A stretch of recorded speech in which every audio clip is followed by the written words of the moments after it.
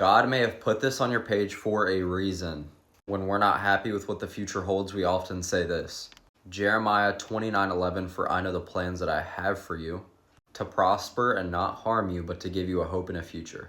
We might be dealing with something in life and immediately throw that verse out, which is great. Don't get me wrong.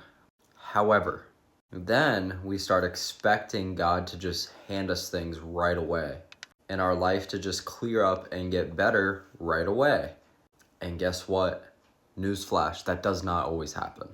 You know when you get sick, right, and you get a lot of medicine for it, sometimes it can get a little bit worse before it gets better. So the medicine might not work right away. All right, so let's apply that to this. So let's apply that and say we have the medicine, which is God's plan, but the timings don't really align with each other. So what do we do when that happens? Oh, God's not real.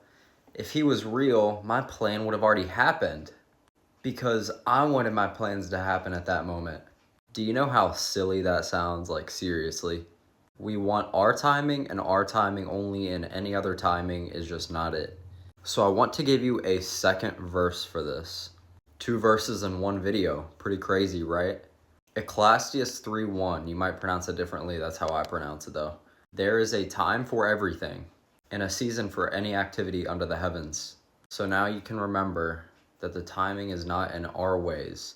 And don't take verses like the first one out of context, because the verse is true, but we often kind of spin it around in our own way that we want it to happen. I hope this helps you out with timing with certain events in your life.